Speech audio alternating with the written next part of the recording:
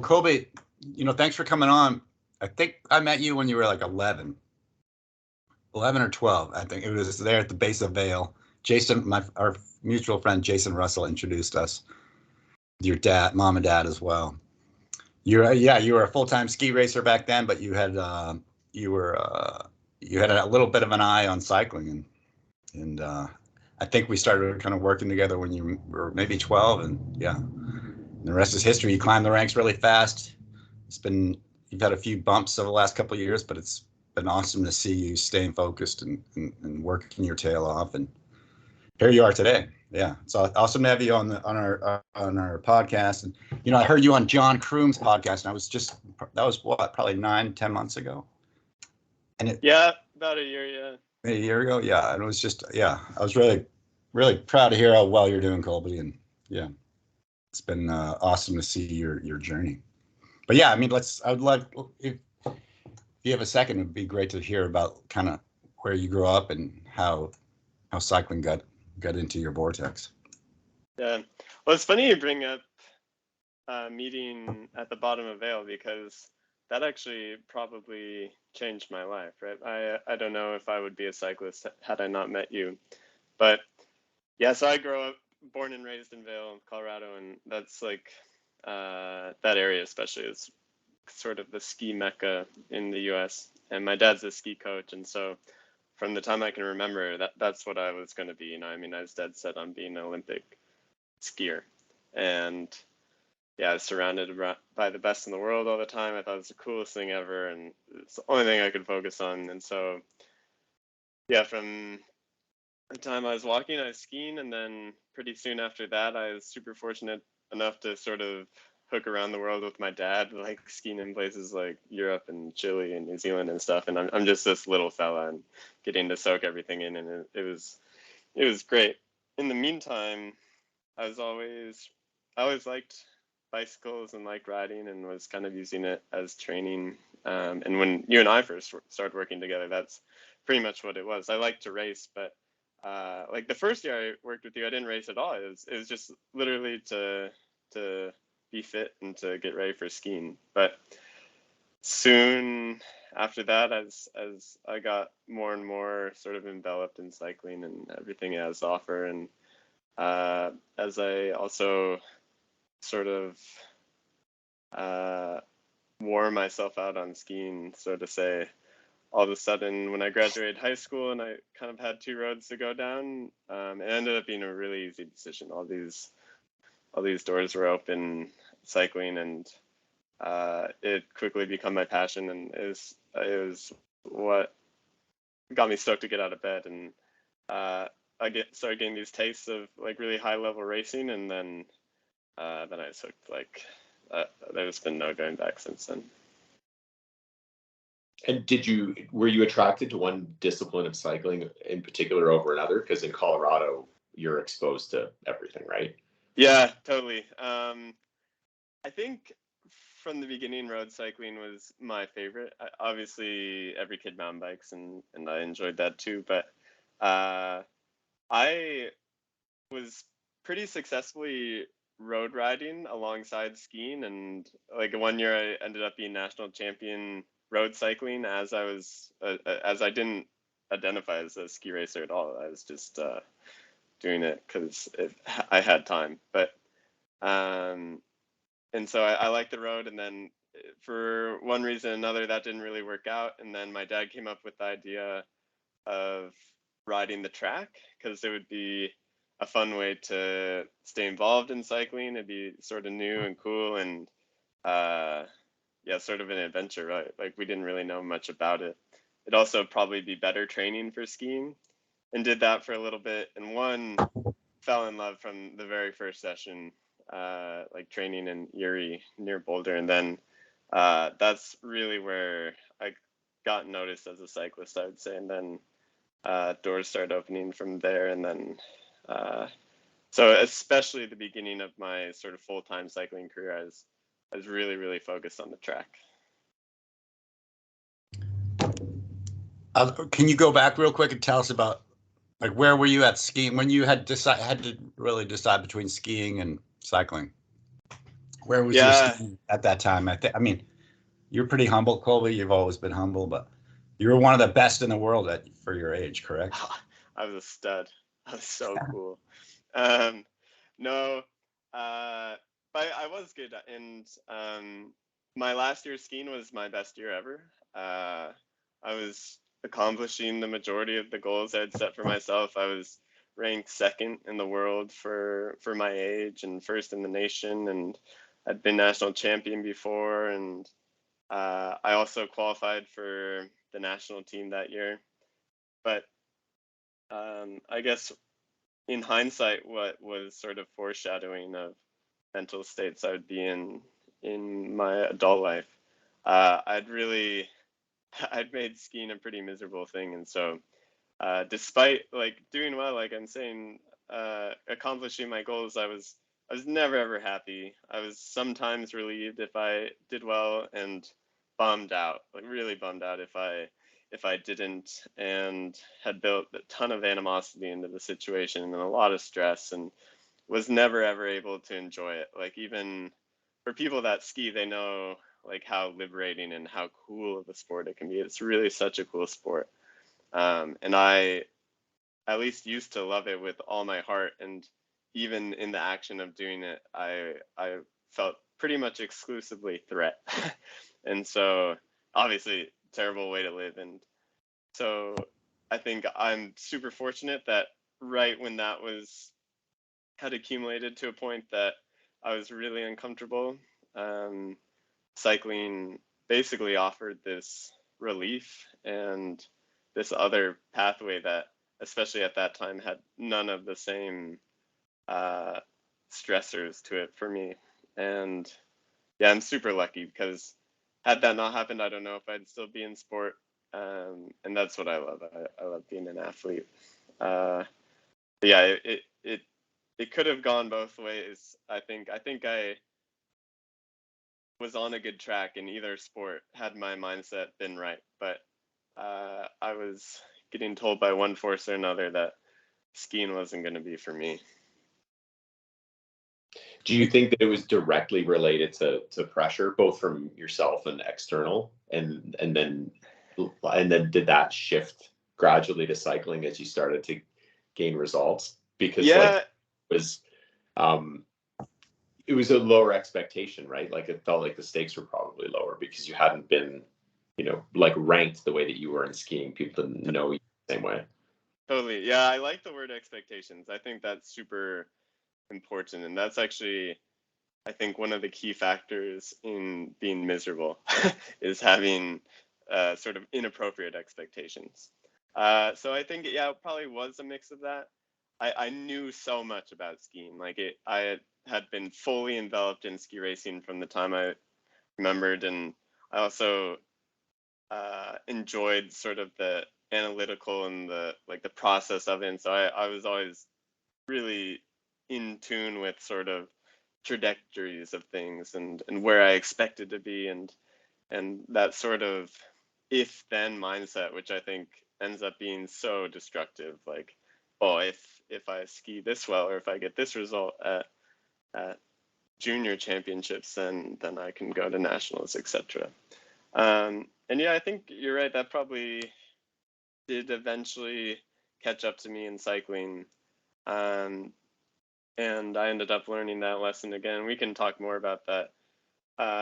But yeah, I think the expectation lesson is one that probably everybody learns a few times, but I think while they've been painful lessons, I think are probably the most important that I've had, especially in a sort of sporting context. So I cherish what ended up being these really miserable times in hindsight.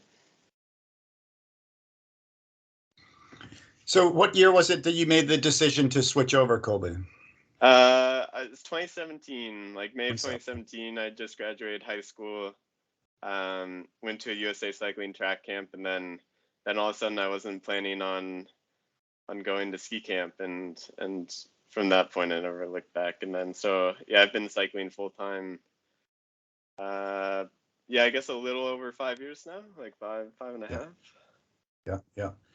And then you pretty much committed to racing like full time on the track. You were, going for the Olympics in 2020 with the for Team Pursuit. Unfortunately, that didn't work out, but I think that's still on the docket for what, 2024. Yeah. Good. It was a really cool program. And I was young and wide-eyed and Sure. having to learn all this stuff too. But specifically, the Team Pursuit program will be like made relationships in that sort of era that like I'll cherish forever. And Team Pursuit is a discipline, super cool. But yeah, you're right. I'm racing the road and want to progress in that side of my career, and of course hope to race at the highest possible level there too. But for the time being, yeah, I'm also focused on the track, and with the 2024 Olympics being the sort of the overarching thing there. That's great. So you guys have some like training camps planned for this next year? Yeah, I think that the track program itself is having camps and has had camps throughout the summer. I unfortunately haven't been able to participate because I've been hurt, but I'm not sure exactly when the stars will align and it will make sense for me to sort of re-immerse in that program. But yeah, I mean, the key races next year, there's actually not very many key races in track, which is a good and bad thing. But basically, there's one in February, one in March, one in April, and then World Championships will be in August. And so leading up to those types of events, there's always, maybe 10 days, 2 weeks where you're in a camp setting. And I assume that's how it'll work again. But I haven't thought so far ahead at this moment. And as far as you know, is that crew of pursuiters, are they all in for the most part? Yeah, it's a new group of guys compared to what it was the first go around.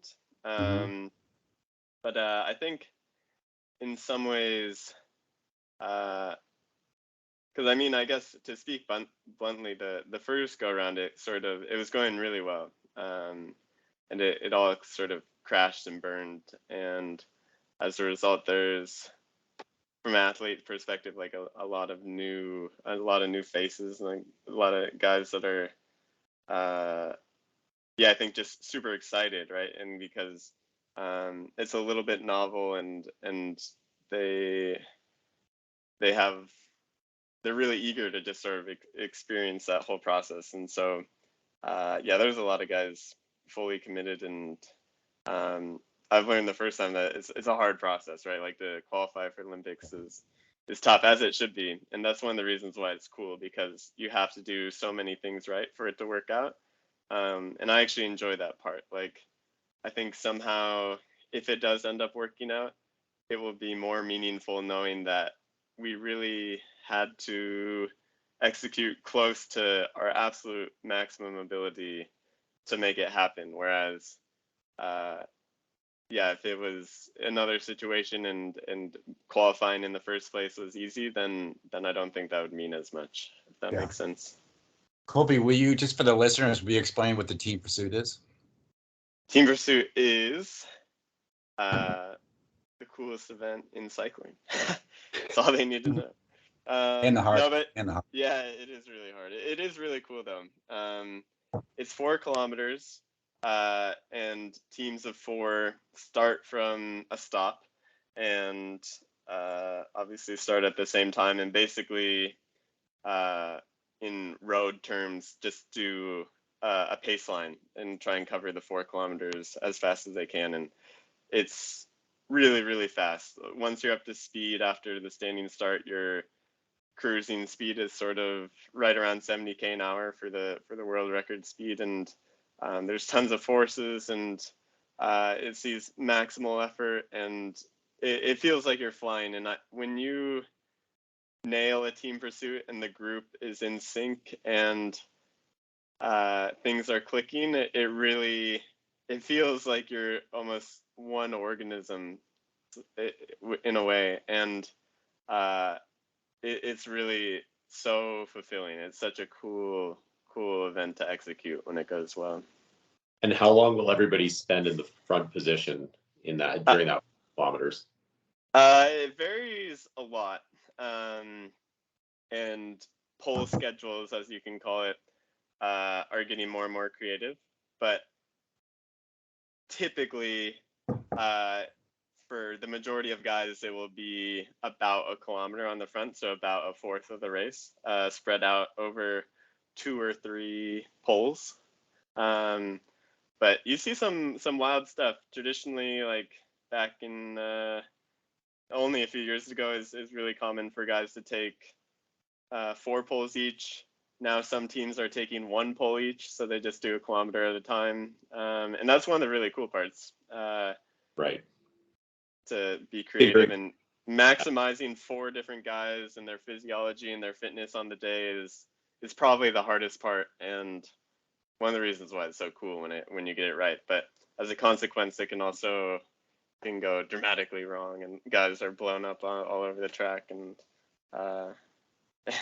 and I actually, as someone, I mean, I'm biased towards team pursuit, but some of the best TV from the Olympics was watching the men's team pursuit in Tokyo. That shows kind of what it's about, and it is a really cool spectacle, I think.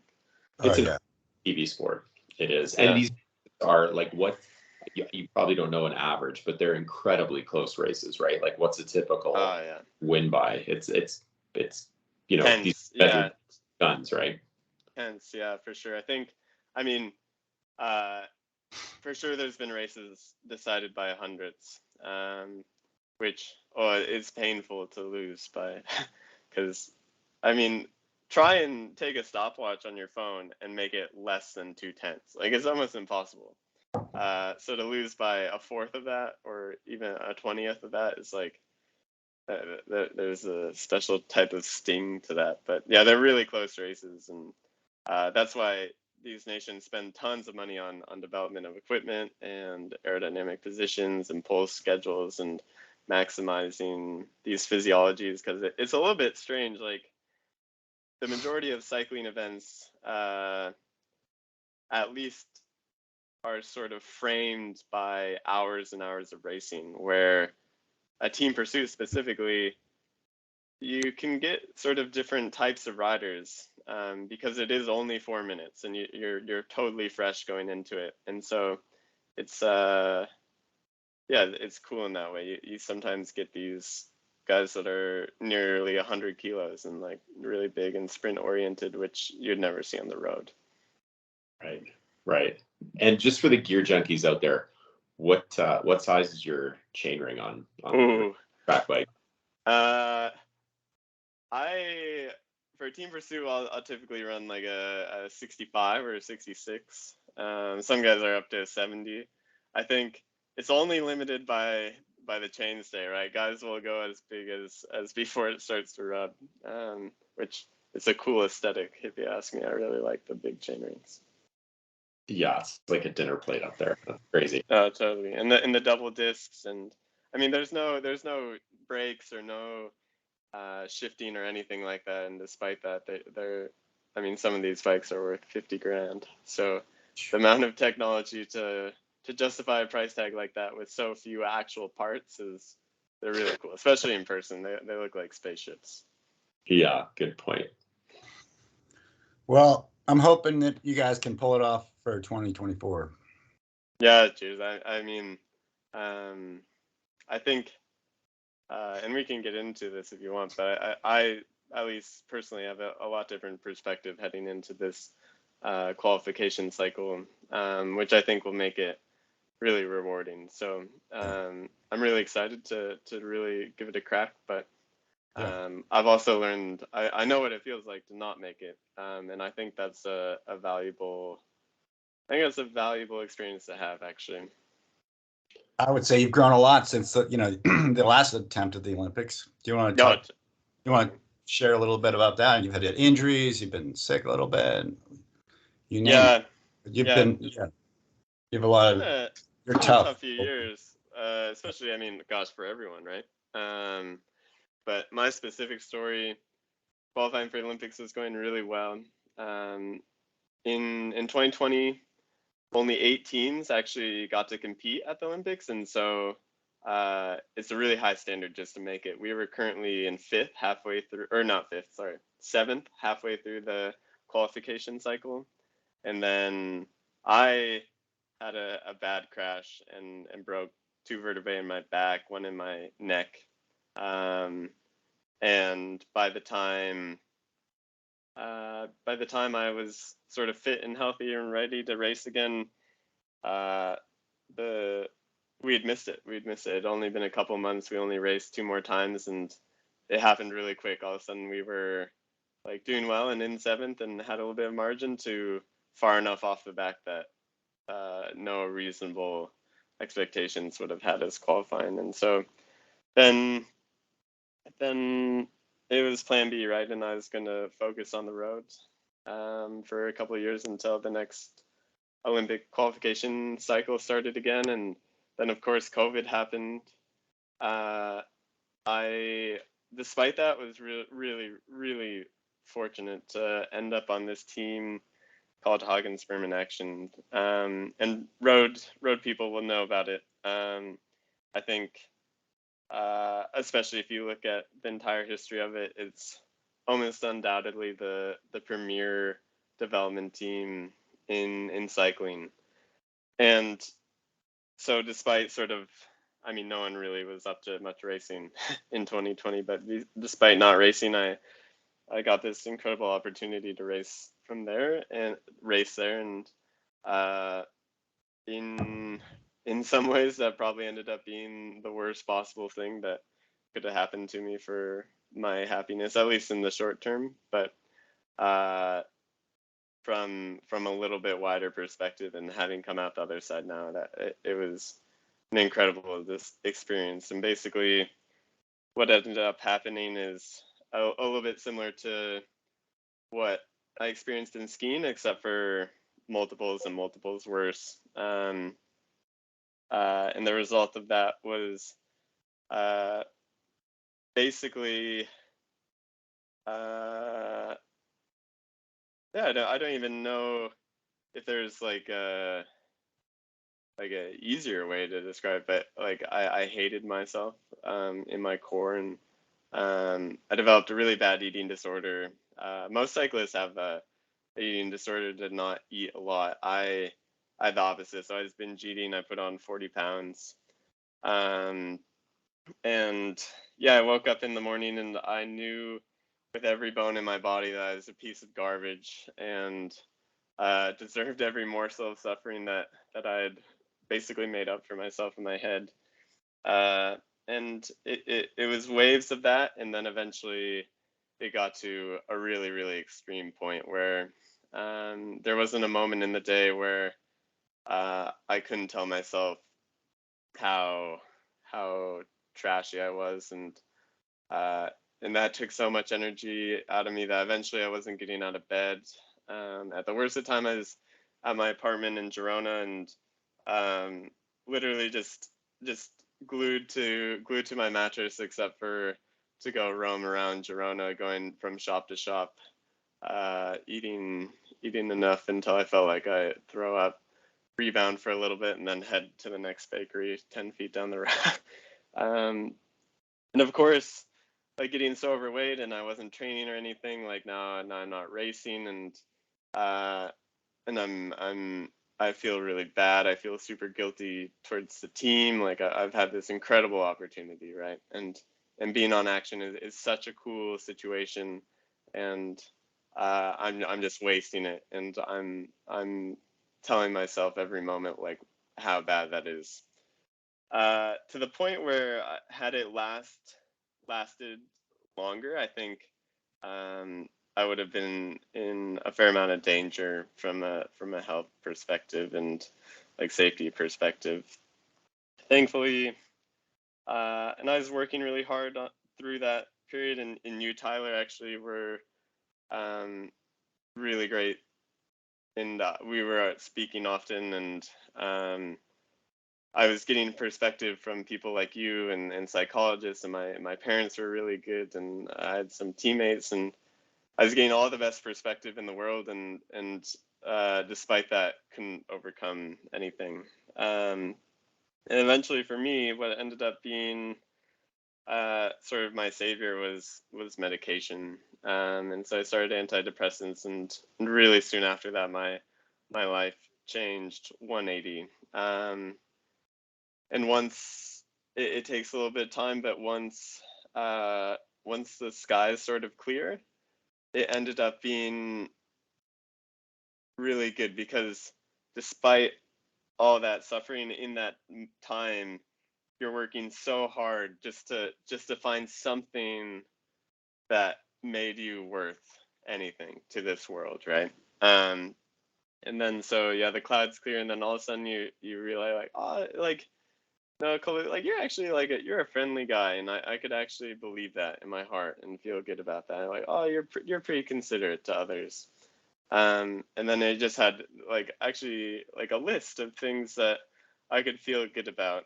And then that also helped me manage my eating, and then so I'm not feeling just totally helpless and out of control, and worry that I'm gonna die because I'm gaining weight so rapidly. Just for context, the 40 pounds I gained, that was literally in a few weeks. Like, it was an impressive feat. But from that experience, I have all this perspective that now is making me the happiest I've ever been, right? Like, I was on the premier team in the world. I had the best possible opportunity anyone could have my age. I had all the resource in the world. I had the world in front of me. I had people supporting me. I had people that believed in me, and I was just fully miserable. um, and so, yeah, I mean, that tells you that that's not it, right? Like, that's not Right. what's going to make you happy. And taking that next step, it'd be the same if I had soon after ended up on a world tour team and didn't feel like I belonged. It would have been equally as miserable and equally as painful and a waste of time. And I've come out of that experience basically knowing that if I'm comfortable, or anyone is comfortable in their own skin, then they're absolutely winning, despite what they're doing. And so now that thought is so freeing, right? Because at the end of the day, like, cycling is really cool, and it's my passion, and I love it. But it's not like this incredibly virtuous thing, you know what I mean? Like, in some ways, it's a bit selfish. Just because you have to work so hard as an individual to be good at it, you sacrifice a lot. We're not nurses, like, saving people's lives or something like this. And so the way it can be really fulfilling and virtuous and something that's good for you and the people around you is if that's what fulfills you, you know what I mean? And that's what you love, and then from that you can be the best person you can be, and you can create these relationships that are fulfilling and meaningful to the people around you, and make a difference, and you can learn so much from the opportunities that you have, and being exposed to these tons of different people and places and experiences. Like, that's incredibly valuable. And if you're in a place where you can open your eyes and realize, like, that's the great part of our sport, then it's so cool. Then it's so cool. And it also, it just happens to be, in my opinion, the very best way to perform well, right? Because at that moment, now you're excited to get out of bed every day. Now you're excited to do this work, and the performance almost becomes a side effect of the cool part of cycling, which is, yeah, these incredible connections that we're exposed to. We And so now, we tend to think of, like, happiness as this, like, abstract concept, right? And then, but you can't, like, how did you realize that that wasn't it, right? Like that there's no amount of winning that's going to make this better, right? Like that this is at some point, like this is a matter of what's happening inside my brain, right? Like there's like my happiness is actually controlled by a whole bunch of chemicals, right? It's Yeah, yeah, totally. so, and we can try and control, and we can get little doses of that with meditating or spending time with family or being outdoors, and we can do that. But like, at what point were you able to separate that? Because it's a really hard thing to do. I can imagine, to be in that place and then to know that there's a scientific way out. There isn't, that it's not like this impossible concept that you're supposed to try and understand. Does that make sense? Yeah, The way? yeah, But yeah, no, totally. Totally. Throughout my life, I have had a few aha moments that then you can live in clarity for a bit after that. One cool one that was in another bad, or like a sort of dip in my life, like a taste of what would eventually sort of gain momentum into full blown depression. But we're in New Zealand with the track team, and it is so beautiful down there, and the track's awesome, and I'm doing team pursuit, which I'm supposed to love, and I'm with these people that I love, and I'm on the massage table, and like I'm looking out, and it's just like incredibly beautiful, and there's these birds I've never seen, and these trees I've never seen, and there's all this unique life down there, and I'm just pissed off, like just so bummed, and like in that moment, like wow, I'm actually living the dream right now, and it's not working, and so from there, at least you have the wrong answer, right? And so you can begin to search for what is actually fulfilling to you, and at the worst of times, it's really scary because in my case, I felt absolutely out of control, and I saw no way how I'd feel happy again. And that's when you start to lose hope,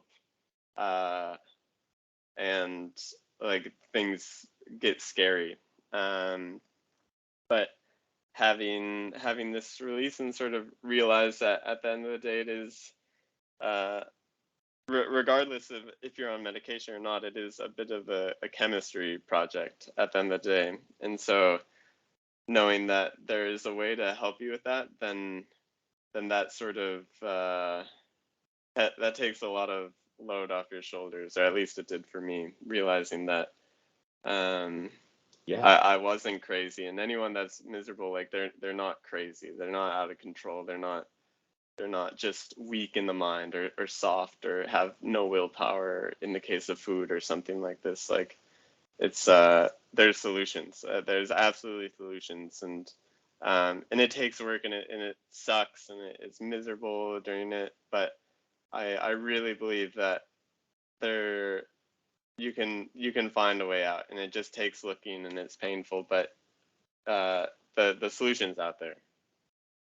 you sound like somebody who is committed to having this be something that you just do and talk about and help people with, and which is that's a whole nother level. There's one thing to have the bravery to go out and talk about your own circumstances to the people that are close to you, like Tyler and your parents and coaches. And it sounds like you got a lot of external support, which is amazing. But you sound like you're going to take it to a whole nother level than that you want this to be sort of just part of who you are going forward.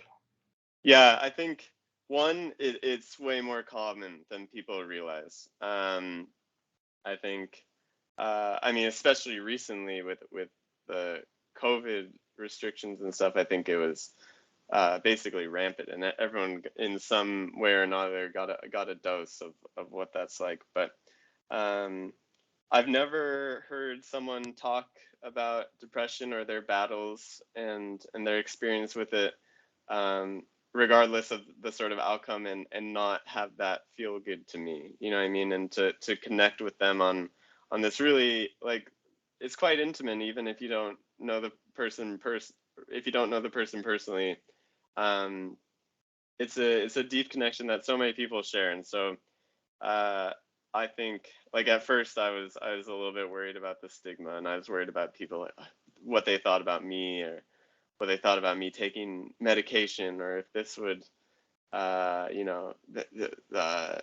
stunt my chances to be on a team because I was labeled like a kook or weak-minded or something like this. But if it, any negative result like that is so shallow that I wouldn't want to be in that situation anyway. You know what I mean? It'd be a bad place. So I think talking about this from a good mindset, from a bad mindset is, I don't know. I find it therapeutic for myself. I find it therapeutic to hear other people talk about it. And so if that's something that can add value, even if it's to like a little bit to one person, then you never know what that ends up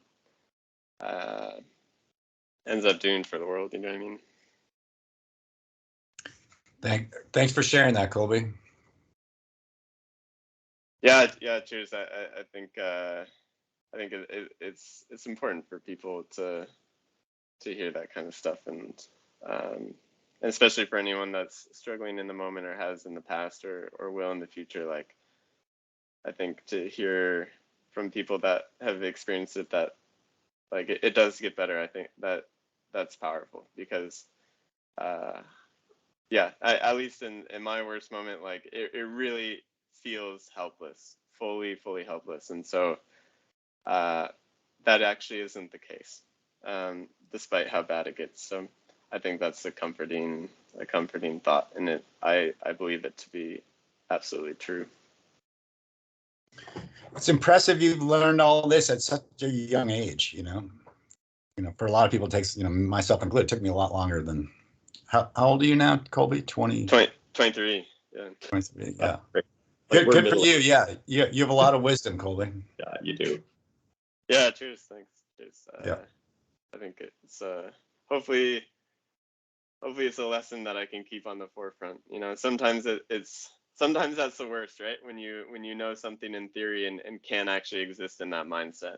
That can be a really difficult situation, but I think just steady focus on what's real and what actually is important goes a long way. And so I feel like I have at least an idea of where to head in those situations. So what are some of the great. So now you're kind of, sorry, go ahead. Go ahead, Pete. Sorry. I was just going to ask you what are some of the you're kind of on. Oh.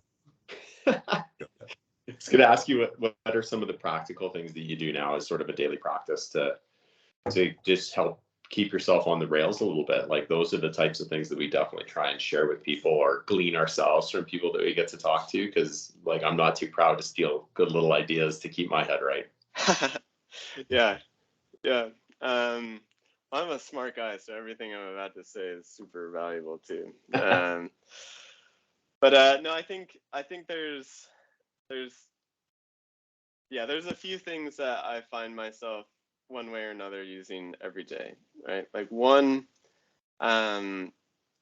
is as simply reminding myself like what is important anytime I get stressed about like a selection for a race or the result of a race or how training went or even like just more normal life things, like stressed out about whatever logistics for getting something done, etc. Like reminding myself like how insignificant that is despite what it could possibly be, going to the world championships or something. The big picture, that's insignificant to actually being happy. Two is really paying attention to what you're doing in the morning or in the moment.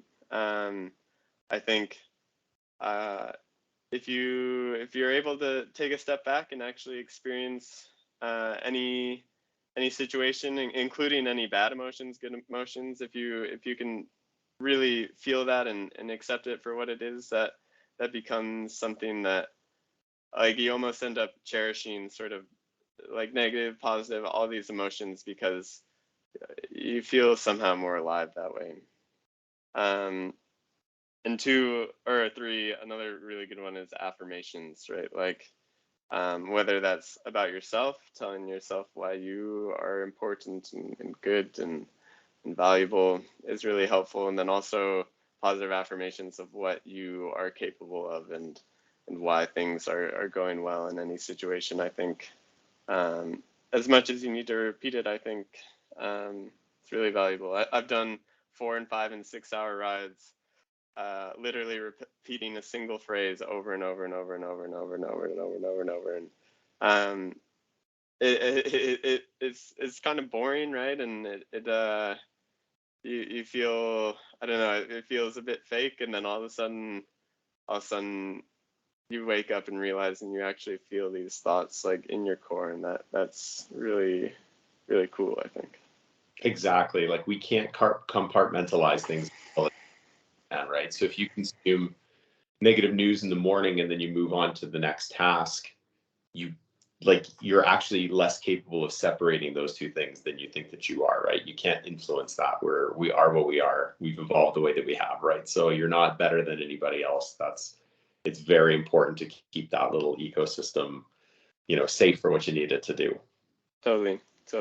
Also, this is, I think people, or at least for me, it took me a long time to realize this, but just calling or hanging out with someone that like means a lot and makes you feel good, that changes, that undoubtedly and invariably will make me feel good the rest of the day, pretty much despite what's happened. And so we have these resources, and people want to help each other, and it's so easy to feel alone in your suffering, despite how significant or insignificant it may be. But it's not the case at all. And so, yeah, reach out. There is someone that will help you feel good today, pretty much invariably. That's great, Colby. Right? I mean, when you're miserable, isolation's the worst. It's the worst. And it's your instinct too, which is too bad. But you're right. It's absolutely the worst. Yeah. So in a way, you're almost like on this comeback trail now, right? Yeah. I feel That's good. Cool. Mentally, I'm easily the best place I've been from a big picture sort of sustained spot. And yeah, like I said, I've been injured, and so I haven't raced in a while, but I'm more confident today that I'm capable of sort of overcoming any challenge that might come my way than I've ever been. And so, of course, I hope that the result of that is me ascending to a really high level of cycling and being able to enjoy that part of the sport. But I'm really fortunate that isn't a threat to me. If this is as good as it gets, so to speak, from a cycling perspective, then in no way have I failed. You know what I mean? Oh, that's another really important one. Sorry to take a step back. Feeling bad does not mean that you failed at something. That's another really important one for me. If you do like get agitated or feel bummed about something, like, you're not failing, you're not soft, you're not doing something wrong. Like, that's okay. Like, be nice to yourself. That's normal. So don't need to add on to that. I think Michael Phelps said he suffers with some depression, and he said it's okay to not feel okay. Yeah, totally. Yeah, couldn't agree more. So that's great. So you said Monday's your first race back since you had an accident in April, was it? Yeah, it's April, end of April. I've had 4 surgeries since. I have another one coming up. Can you remind us what happened? Well, the crash itself was a little silly. I still to this day don't know what happened to cause the crash. I actually rode by there today, and it's a bit of a mystery, but the result was both hands off the bars, laying on the handlebars, clearly out of control, and ran into a fence, like some steel poles. As a consequence, ambulance to the hospital, emergency surgery on my hand. They operated on my leg too. Fly home, another surgery on my hand with 5 screws and 5 pins, and then demobilized for 3 months, and then surgery to get most of it out, and started PT, and now like range of motion's terrible, and it has a long way to come, but it's at a point where like I'm safe to race, and I'm to that moment now, and I've been able to train well for the last probably 4 weeks or so, and yeah, now I'm ready to go. The great thing about the track is there's a lot of racing over the winter, so I'll get to sort of get stuck in these next few months, and then I'll also be racing on the road next year, and yeah, I feel confident about the whole thing. Amazing. Yeah. Thanks for coming on to share this story with us. I'm charged up. Like when you talk about mental health hacks, like Tyler and I love recording this podcast in the morning because like when we have a conversation like this, we're just, you're on an upward trajectory for this. Yeah, nice. So Nice. we're very fortunate to have people like you on. Yeah, I appreciate it. That was fun. I hope people got something out of it. And if not, like the most important thing is that team pursuit's awesome. So forget the other things we talked about. Like go watch the Olympic final. That was sick. For sure. So where can people follow along with you and find you? I have Instagram, Colby Lange, except for the 0 or the O is a 0. Right. I'm not big on social media, to be honest. Kind of as a consequence of when I was feeling down, I didn't feel like social media was great for me. But I'm super. If anyone reaches out or wants to talk, like, feel free to. You can DM me, or there's other ways to contact me. Especially about this kind of stuff, I am excited to talk to people about it and offer any small thing if it makes a difference. So, but yeah, hopefully on TV. Hopefully that's where people can follow. Yeah, that's right. Colby, you're making a big difference. So keep it up. I'm really proud of you. Super proud of you. And I'll never forget when I heard your voice when you came out the other side. I'm like, oh, he's back. Yeah, it's awesome. Nice. Yeah, and thank you for helping me through that process. You're a big deal in that, and yeah. So hopefully I can be the same to someone else like you were to me.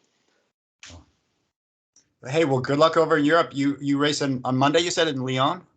Yeah, Saturday, Sunday, points race in the Omnium. And then I'll do some more races here around Europe the rest of the fall. So yeah, I'll keep people up to date. Super excited. I'm ready to go. Good. Well, good luck to you. Yeah. Go. Awesome to see you, and yeah. We'll be cheering you on. Pete's in Calgary. I'm here in Missoula, so we'll be cheering you on from afar. All right, Colby? And reach out if you need anything. Yep. I appreciate it, guys. Thanks, fellas. Thanks for doing this. Yeah. Ciao. Take care, guys.